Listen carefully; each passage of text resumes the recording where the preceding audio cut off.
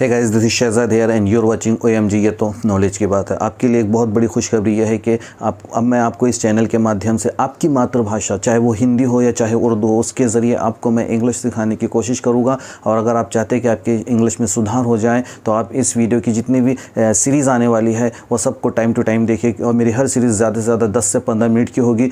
और उन सीरीज़ को देखकर आपको ज़रूर लगेगा कि आपने नया नॉलेज सीखा है। और अगर आपको ऐसा लगता है कि मेरे इन वीडियो से आपको कुछ फ़ायदा हुआ है तो ये वीडियो आप ज़रूर लाइक करिएगा, दोस्तों तक शेयर करिएगा, सब्सक्राइब भी करिएगा, ठीक है। अगर आप इस चैनल पे नए हैं तो इसको ज़रूर सब्सक्राइब कर लीजिए और press the bell icon so that you can get my all videos update time to time. और मैं आप लोगों को यकीन दिलाना चाहता हूँ कि मैं सिर्फ आपकी मातृभाषा, चाहे वो हिंदी हो या उर्दू हो, उसकी बिना पर ही आपको इंग्लिश स्पीकिंग सिखाने वाला हूँ। अगर आप चाहते हैं कि आपकी इंग्लिश में सुधार आ जाए, और अगर आप ये चाहते हैं, अगर आपने ये सोचा है कि आप इंग्लिश बोलना चाहते हैं, तो आप बिल्कुल सही वीडियो पर आए हैं। आपको अगर अपनी इंग्लिश सुधारनी है तो आपको इस चैनल को सब्सक्राइब करना पड़ेगा और आने वाले हर वीडियो को देखना पड़ेगा। और वो वीडियो सिर्फ छोटे छोटे हो गए 10 से 15 मिनट के लिए, तो आप अपने 24 घंटे में कम से कम अपनी इंग्लिश को सुधारने के लिए 10 से 15 मिनट तो ज़रूर दे सकते हैं। अगर आपको लगता है कि आपने इन वीडियो से कुछ सीखा है तो आप दोस्तों को भी रिकमेंड करिए, उनको कहिए कि आप भी अपनी इंग्लिश को इम्प्रूव कर सकते हैं। तो मैं आज से शुरू करने वाला हूँ। हमारा पहला वीडियो हमारा रहेगा इंग्लिश स्पोकन के लिए, जिसमें हम टेंस के अकॉर्डिंग जाएंगे। कहा जाता है कि अगर आपको कोई लैंग्वेज सीखना चाहते हैं तो सबसे पहले उस लैंग्वेज के ग्रामर को सीख लीजिए। अगर आपने टेंस पे कमांड हासिल कर लिया तो मेरा यकीन मानिए कि आप थोड़ा बहुत इंग्लिश बोल सकते हैं, आपको इंग्लिश बोलना आ जाएगा। आप छोटे छोटे सेंटेंसेस, क्योंकि हमारी जितनी भी स्पीकिंग होती है वो डिपेंड होती है टेंसेस पे। हालांकि एक एडवांस स्टेज और भी आती है, लेकिन अगर आप बेसिक थोड़ा सा सीखना चाहते हैं, अपनी इंग्लिश को सुधारना चाहते हैं, तो आपको इन वीडियो को एंड तक देखना पड़ेगा। तो आइए शुरू करते हैं आज का हमारा पहला lecture for English speaking. Welcome to my class for English speaking. You are watching OMG। ये तो नॉलेज की बात है। आज के इस वीडियो में हम देखने वाले हैं जो बेसिक थोड़ा सा नॉलेज ले लेंगे हम टेंस से रिलेटेड। टेंस हमको पता होना चाहिए कि टेंस का मीनिंग क्या होता है, वो कितने प्रकार के होते हैं, ठीक है। अगर हमको इसके बारे में थोड़ा सा आइडिया आ गया है तो फिर हम अपनी मातृभाषा की मदद से इंग्लिश में सेंटेंस को ट्रांसफ़र कर सकते हैं, यानी उसको ट्रांसलेट कर सकते हैं। अगर हमने कोई हिंदी का सेंटेंस या उर्दू का सेंटेंस सोचा है तो हम उसको इंग्लिश में ईजिली बना सकते हैं। लेकिन ऐसा करने के लिए सबसे पहले हमको थोड़ा सा फोकस करना पड़ेगा टेंसेस के ऊपर। तो आइए टेंस से रिलेटेड कुछ इन्फॉर्मेशन ले लेते हैं। तो टेंस जो होता है उसका मीनिंग होता है सबसे पहले, ठीक है। टेंस मतलब होता है हिंदी में काल, ठीक है। उर्दू में इसे कहा जाता है ज़माना, ठीक है।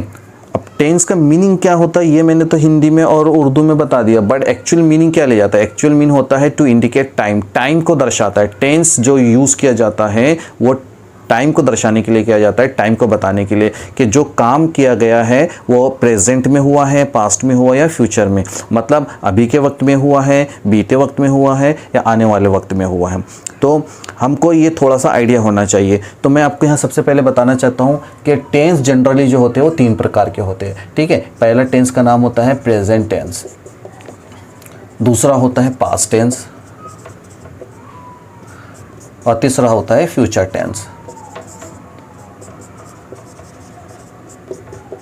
तो ये 3 टेंस होते हैं मेन। अगर आपने इन टेंस को सीख लिया मतलब you are able to speak in English, ठीक है। अगर आपने थोड़ा सा भी कमांड इन पे हासिल कर लिया तो आप इंग्लिश स्पीकिंग की शुरुआत कर सकते हैं। छोटे छोटे सेंटेंस अपने डेली लाइफ में आप बोल सकते हैं।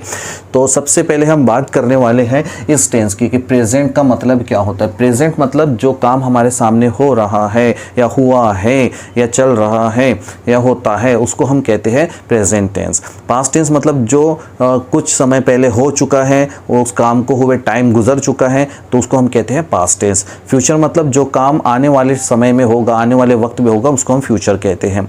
तो जब भी कोई एक्शन होता है वो 3 कंडीशन में होता है, या तो प्रेजेंट में, या तो पास्ट में, या तो फ्यूचर में, ठीक है।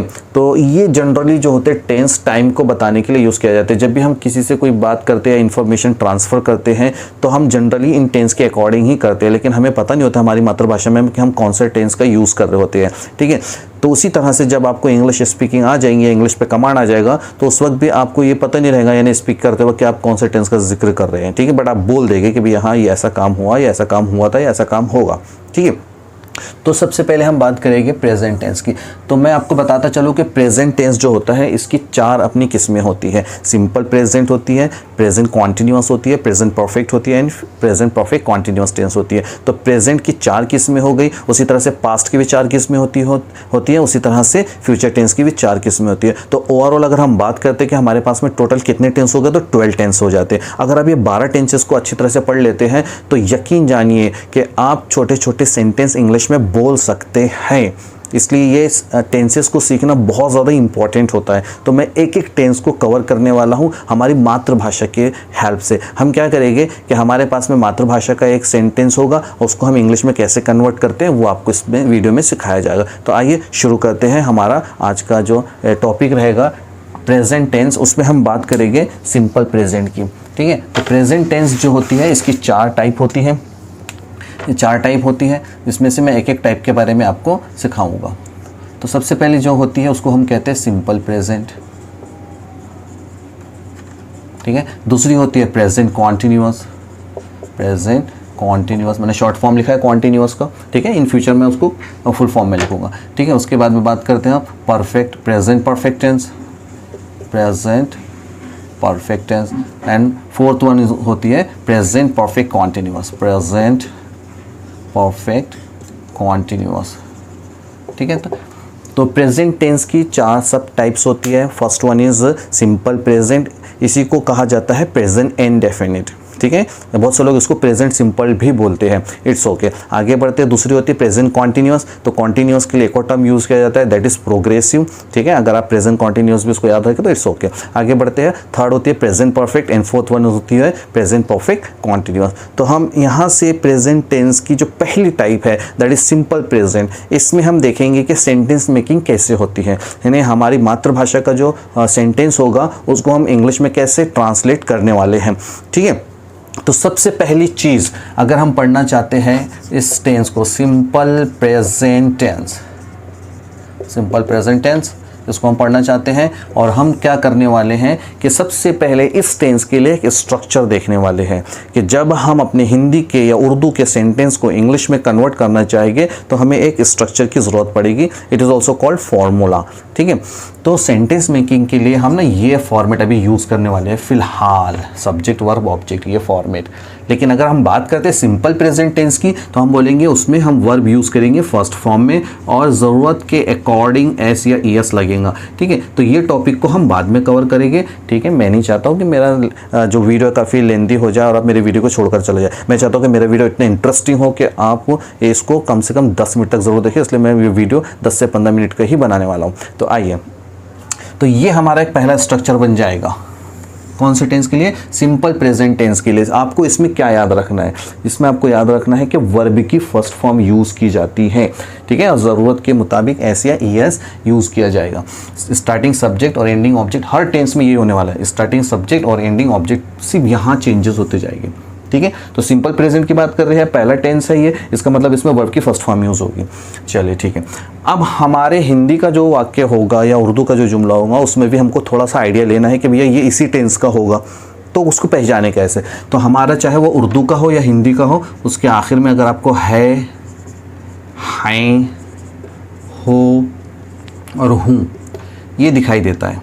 ठीक है, हैं, हो और हूँ, चाहे हिंदी की बात बोलो चाहे उर्दू की बात बोलो, बट मैंने यहाँ हिंदी में लिखा है क्योंकि हो सकता है ज़्यादातर जो व्यूवर्स हो वो हिंदी जानने वाले हो, उर्दू जानने वाले कम हो, क्योंकि उर्दू जानने वालों को उर्दू हिंदी भी आती है। इसका मतलब वो इस चीज़ को समझ सकते हैं। तो है या बिंदी लगाए देखिए, ज़्यादा लोगों को दर्शाने के लिए है यूज़ होता है, हो और हूँ। तो सिंपल प्रेजेंट को पहचानने के लिए सबसे पहले आप ये चीज़ देख लें, और इनके पहले जैसे यहाँ पर है, अगर मेल है तो ता है बोलेगा वो, और फीमेल है तो ती है बोलेगी। ठीक है, ता है ती है, मेल के लिए ता है और फीमेल के लिए ती है। कोई भी मैं अभी बताऊंगा आपको सेंटेंस, कैसे सेंटेंस आएंगे उनमें कैसे हम देखेंगे। हैं तो ज़्यादा लोग हैं तो बोलेंगे ते हैं, है ना, और ते हो, यहाँ पर मेल के लिए ता हूँ और फीमेल के लिए ती हूँ।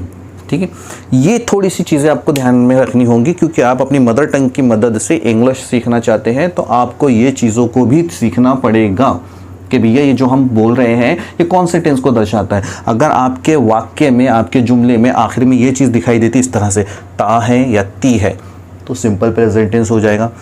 ते हैं ज़्यादा लोगों को दर्शाने के लिए, है ना, ग्रुप में अगर है कोई लोग तो भी ये सिंपल प्रेजेंट हो जाएगा। ते हो ये भी बोला जाता है ना आप बोलचाल में, तो ज़्यादा लोगों को दर्शाने के लिए, सिंगल के लिए भी यूज़ होता है ये, तो ये भी सिंपल प्रेजेंट। ता हूँ मतलब मेल के लिए, ती हूँ फीमेल के लिए। तो ये चीज़ें अगर आपको आपके वाक्य में है जिसको आप हिंदी से इंग्लिश में ट्रांसलेट करना चाहते हैं तो आपको इन चीज़ों पे भी ध्यान देना पड़ेगा। चलिए ठीक है, मैं आपको एग्जांपल के जरिए समझाता हूँ कि ये चीज़ें कैसे पहचानना है। ठीक है, तो मैं यहाँ पर थोड़ा सा इसको क्लीन कर देता हूँ, इसको भी क्लीन कर देता हूँ। आपको अपने वाक्य में क्या क्या ढूंढना है देख लीजिए। ता, ती और साथ में है। ठीक है, उसी तरह से ता, ती और हूँ, ते, हो। ठीक है, और ते हैं। ये चीज़ें आपको आपके सेंटेंस में ढूंढना है। अगर दिखाई देती है तो आप बोलेंगे कि ये सिंपल प्रेजेंट टेंस है, क्योंकि हिंदी से इंग्लिश में ट्रांसलेट करने के लिए एक हमको मेथड चाहिए होता है। ठीक है, तो वो मेथड हम फॉलो कर रहे हैं। तो सिंपल प्रेजेंट, अब मान लीजिए आपने ऐसा कहा सेंटेंस, हम मराठी बोलते हैं,